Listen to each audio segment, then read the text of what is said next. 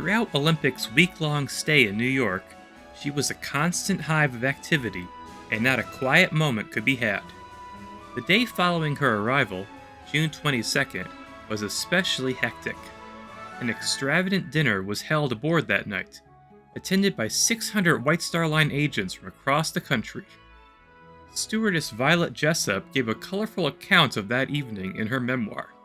Men of every size and age appeared, prepared to enjoy wholeheartedly the lavish hospitality White Star was offering them. All that evening, and well into the night, they were being conducted around, between drinks, to inspect various parts of the ship. As the hours wore on, both they and their steward escorts, by now more or less on a brotherly footing, began to show signs of wear. At 3 a.m., there was a lull in the convivial din, after which men were found sprawling asleep in the most out-of-the-way places, inside bath and half under beds, where they seemingly had dropped in their tracks, giving the impression it was not an unfamiliar place for them. Others wandered aimlessly about, apparently lost and muttering for some guiding soul to rescue them. It took many hours to reunite coats, hats, and shoes with their rightful owners, but everyone voted the Olympic and its crew swell. Photographers swarmed Olympic soon after her arrival, anxious to capture images of this marvelous new liner. Among them was Mr. William Herman Rao, who would take two of the most beautiful and iconic photographs of the Grand Staircase in existence. Another man from the Brown Brothers Photography Agency ventured up to the top of the fourth funnel, accompanied by a member of the crew, where he snapped some incredible photographs from his unique vantage point high above the decks. But perhaps the most notable photographer to come aboard was from the Byron Company, one of the finest studios in the city, which had been specially commissioned by the White Star Line to document their newest liner. His snapshots would soon find their way into countless brochures, booklets, and pamphlets, which were sent to shipping agencies all over the United States to advertise the ship and give potential passengers a chance to see her lavish interiors before booking. The people of New York, however, would not have to wait to see these photos in print, as they would have a chance to admire her beauty in person. During the weekend of June 23rd and 24th, Olympic was thrown open for a public inspection, just as she had been seen in Belfast, Liverpool, and Southampton weeks earlier. The liner was a great interest to the public, and despite temperatures reaching over 80 degrees Fahrenheit and high humidity, over 16,000 people took advantage of the opportunity to tour Olympic's decks, public rooms, and lavish accommodations. The price of admission was 50 cents, raising over $8,000 in donations for various American and British seamen's charities, over $270,000 when adjusted for inflation. Another inspection took place on June 26th, when about 3,000 guests were invited by the White Star Line to take a private tour of the ship. Among these guests include representatives from various railroad, steamship, and steamboat lines, men of finance and merchants, accompanied by correspondents and writers from various newspaper magazines, periodicals, and others. All were greatly impressed. While New Yorkers were admiring Olympic's luxuries, her chief engineer, Joseph Bell, was busy in his office finishing up a report of her performance during the maiden crossing. The report, dated June 24th, gives a rundown of all the mechanical and engineering aspects of the liner. The chief engineer started by noting that the reciprocating engines and turbine had not given him the slightest trouble and worked exceptionally well. Telegraphs functioned perfectly, as did the rest of the machinery, such as the electric dynamos, refrigeration machinery, steam whistles, electric hoists, and passenger lifts, which he noted were well used, but not everything ran smoothly. For instance, while the 8 cargo cranes worked nicely, the New York shore staff had some trouble operating them at first. Chief Bell also had some suggestions for future improvements. He suggested that an indicator be fitted in the bridge to show when the watertight doors in the boiler rooms were closed. He also noted that the telephones in those spaces were not quite satisfactory, with the ones in the engine room requiring better insulation from the ship's structure. He also wrote that the ventilation fans throughout the ship ran perfectly, though extra ones were needed to be fitted in certain areas. Apart from those few minor issues, Olympic was mostly free of the teething problems usually experienced on maiden crossings. The local coal porters were busy too, shoveling thousands of tons of coal into the bunkers for the return crossing. At the request of Mr. Ismay, an additional 2,400 tons of coal was loaded into the ship's reserve bunkers in order to ease the turnaround in Southampton, amid the ongoing labor strikes. Her provisions needed replenishing as well, and among the items being brought aboard were 35,000 pounds of beef, 10,000 pounds of mutton, 8,000 chickens along with 5,000 guinea hens, 30,000 eggs, 7,000 fish, 2,000 lobsters, and over 30 tons of potatoes. Sailing day finally arrived on June 28th, and Olympic was once more buzzing with activity. The weather was perfect, with constant sunshine in the weather station in Central Park recording a temperature of 88 degrees Fahrenheit or 31 degrees Celsius. Thousands of passengers began arriving, and the front of the Chelsea piers was a sea of taxis, automobiles, and horse-drawn carriages. By 2 p.m., all her passengers had made their way up the gangway, accompanied by friends and families to see them off, while those who couldn't be there personally had sent flowers, baskets of fruit, or other gifts as farewell presents. Despite being open to the public just a few days previously, an additional 8,000 visitors came to see her before departure later that afternoon. Among those visitors was a film cameraman from the Yankee Film Company, who shot over 1,400 feet of film during his short time aboard. Thankfully, unlike the Kinemacolor film of her Southampton departure, this incredible footage survives to this day, providing a priceless historical record for Olympic-class researchers of the liner's first eastbound voyage. Starting off on the second-class boat deck promenade, with a view of her lifeboats and majestic funnels, the cameraman descended down to capture the length of the first-class promenade on A deck, then proceeding aft to film the action on the poop deck, with various rivercraft coming and going in the background. Heading down onto the poop deck itself, he climbed up onto the docking bridge and captured a wonderful shot of passengers and crew strolling along her after decks, while also getting some close-ups of the equipment on the docking bridge, before moving on to the opposite end of the ship. On the forward well deck, the crew and porters were busy loading passenger baggage down into the hold via the electric cranes as it came rolling onto the deck via a conveyor belt from the pier. After this, the cameraman went up to the bridge where he filmed his most important subject yet, Olympic's captain, the distinguished Edward J. Smith. Dressed in his brilliant summer whites, Smith strolled along the starboard bridge wing in front of the camera, peeking over the bulwark and out of the windows before posing for a close-up. With only 15 minutes until departure time, the cameraman disembarked and walked towards the end of the pier, where he set up his camera and stood by, ready to film the liner as she began backing out of her berth into the Hudson. It was just after 3 p.m. when the gangways were pulled back, and with a blow of her whistles, Olympic finally cast off.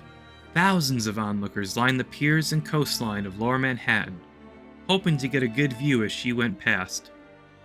One of the largest crowds was congregated at Battery Park, which, as one reporter put it, seldom has had its seawall so deep with spectators of a maritime show. Over 5,000 onlookers had gathered on the White Star Line piers alone, waving handkerchiefs, flags, and straw hats, cheering as the great liner pulled away, assisted by a fleet of tugs, all tooting their horns and filling the air with steam. 2 of the largest tugs in all of New York were present, keeping Olympic steady and pushing her along the strong ebb and flow of the Hudson.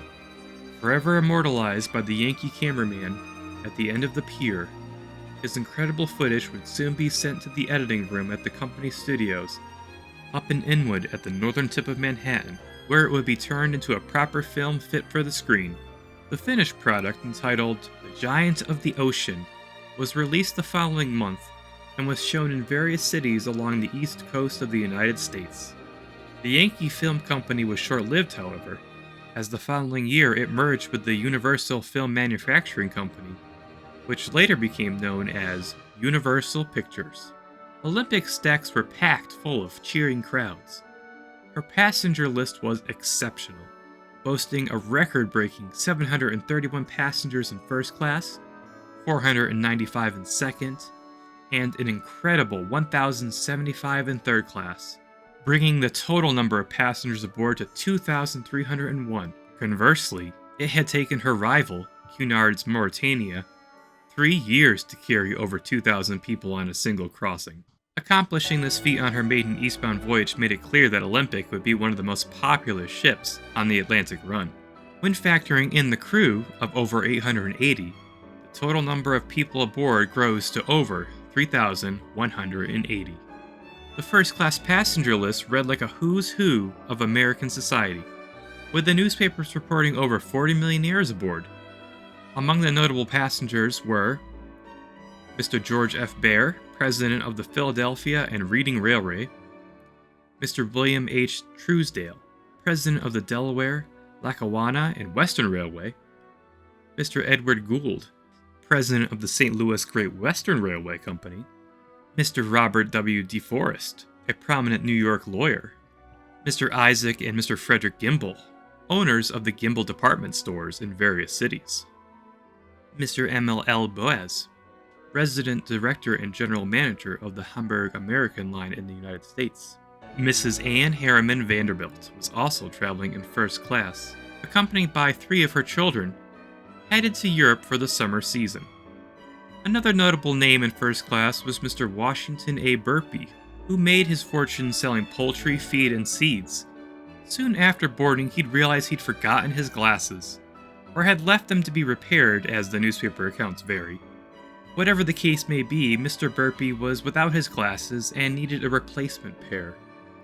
Soon after Olympic got underway, he sent a telegram to Wanamaker's department store, which had recently installed a Marconi wireless station on their roof, ordering a new pair of spectacles and requesting they be sent to him in London on the next ship out. The message was received and a pair was quickly selected, wrapped, and dispatched. But someone at the department store had a different idea on how to get them to Mr. Burpee quickly.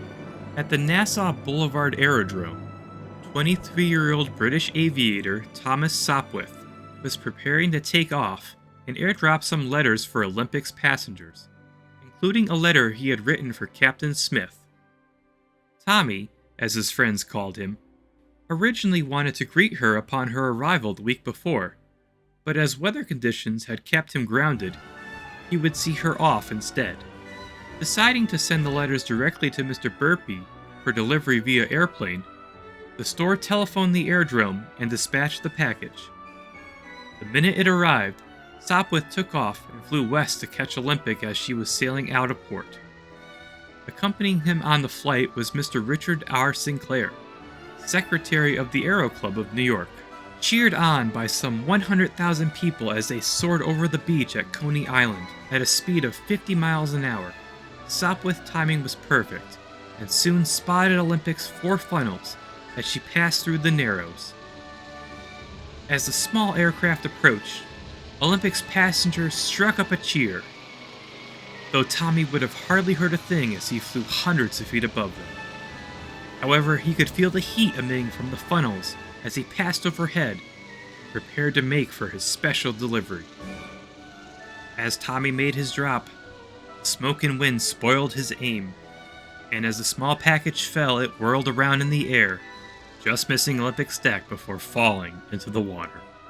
Tommy had no way of knowing if his delivery had been successful as he turned around and headed back to land, but Olympic, which had kept quiet during the entire escapade out of respect for the young man's nerve, finally broke her silence and blew her whistles in a salute for the small craft as it made its way back to Brooklyn. Later that day, Tommy received a wireless message from Olympic, sending him many compliments on his flight, but informing him that his package had sadly gone overboard. This did little to dampen his spirits, however, as the Aero Club presented him with a silver cup for his efforts. Sopwith would go on to have a successful career as one of the leading pioneers in British aviation, receiving a knighthood from Her Majesty Queen Elizabeth II in 1953 for his contributions to aircraft development during both World Wars, before passing away in 1989, aged 101. While the topic of airplanes and the day's flight dominated the conversation aboard, there's no doubt that White Star Line chairman J. Bruce Ismay and Harland & Wolff's managing director Thomas Andrews were busy discussing ocean liners rather than flying machines as they headed home aboard the liner. The third and last Olympic class, which would be named Britannic, had finally been ordered following Olympic's great triumph. The decision to move forward with a third ship had been made before Olympic even completed her first crossing, but the official order to proceed with Britannic's design and construction was sent to Harland & Wolff on the same day as Olympic's departure from New York. Britannic, or Yard Number 433 as she was known then, would be laid down on Olympic's old slipway in November of that year, expected to be completed and in service in just a couple years' time to round out White Star's weekly transatlantic service.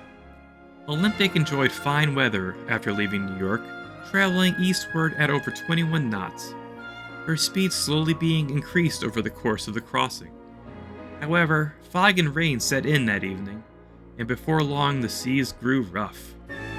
The weather marred the first few days of the voyage, resulting in some seasickness amongst the passengers.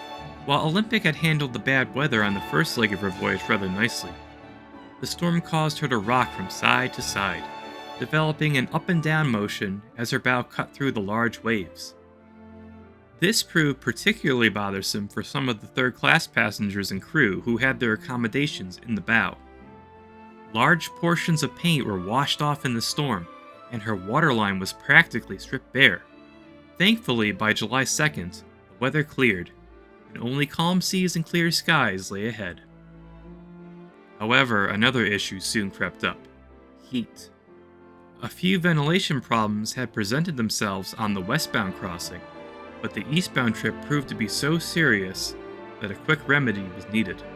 The dining saloon was exceptionally warm, and on the hottest days its windows and portholes were left open during meals to allow for more airflow, and electric fans would soon be fitted throughout to help cool the room. The staterooms were hot as well, further exacerbated by the fact that the passengers' luggage and trunks were blocking fresh airflow from the vents under their beds. Inside rooms were most affected by this, as passengers in outside rooms could cool their staterooms by opening the portholes. Those fitted on C and D decks were of a special design and opened by rotating on a central axis, allowing one half to be angled out and catch the breeze as the ship sailed. Though causing discomfort inside, the hot sunny weather was perfect for outdoor activities, and on July 3rd, another round of Olympic Games was held on the boat deck, the deck packed full of players and onlookers in first class. Among those participating in the games was the Booth family of Cranbrook, British Columbia, headed for a holiday in London and Paris. Fortunately, the family kept a written and visual record of their time aboard. 14-year-old Henry Scripps Booth and his two older brothers took part in the game. Henry kept a detailed diary of the trip and wrote of his experience. On July 3rd, 1911, at 10 o'clock, the games began. The first race, which I was to be in, was the potato race. I came in third. I was also to be in the boot race, but by a mistake, I came in last. After other races came the standing board jump, in which James slipped. James and Warren were both in the spar pillow fight. In Warren's case, both fell off the bar at first, but Warren was knocked off a second time. Warren did not win. James stayed on a number of times, but was forced to give up. After dinner in the reception room, the prizes were awarded. Also, a dance on deck was given. Other activities included a wheelbarrow race, a game called Slinging the Monkey, a tug-of-war between married couples and singles, and a cigarette race for gentlemen. The day also saw Olympic's best performance in terms of speed, maintaining an average speed of 22.96 knots. and covering 532 miles over the course of 24 hours. The Booth's family photos provide us with a wonderful look into the pleasant voyage, consisting of the deck games, lounging in the sun, and sightseeing, with young Henry keeping an eye out for any passing ships, which included sailing ships, freighters, and the Cunard liner Campania. The trip was filled with plenty of adventure for the Booths as well. During one point in the voyage, one member of the family, with or without permission of the crew, climbed the ladder of the fourth funnel and snapped this beautiful photograph. Breaking even more rules, he also went out into the forecastle deck, a space strictly off limits for passengers, as this deck was intended for use of crew only. Nonetheless, he snapped 2 photos there as well, including one from atop the central anchor. On July 4th, the United States Independence Day was observed aboard, but being a British ship, the celebrations were short. Breakfast was provided as usual in the saloon, followed by a concert atop the grand staircase, where patriotic songs were performed by the ship's band, with passengers standing for the entire duration. Afterwards, little American flags were handed out to mark the occasion. At 4:36 p.m. that afternoon, Olympic passed the Eddystone Lighthouse, signaling that her maiden voyage was officially at its end. She had performed even better than on her westbound crossing, marking the 3,081-mile journey in 5 days, 18 hours, and 30 minutes at an average speed of 22.25 knots. Half an hour after passing Eddystone, Olympic anchored at Plymouth, her first port of call on eastbound trips. Here she dropped off over 300 passengers and mail bound for London. The stop here meant they could reach their destination much faster than if they stayed on to disembark at Southampton, which was still a day's journey away. Her stay in Plymouth was brief, the calm weather making it easy to offload passengers and their luggage onto waiting tenders. Soon, Olympic weighed anchor and headed for her next port of call at Cherbourg, arriving after nightfall and anchoring in the harbor until morning. When nomadic and traffic came alongside to disembark passengers landing in Europe.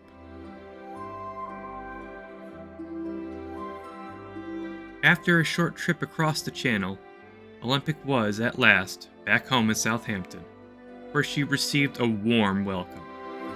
Passing the outbound Oceanic, the liner maneuvered into berth 44 and tied up at the wharf, where her remaining passengers disembarked.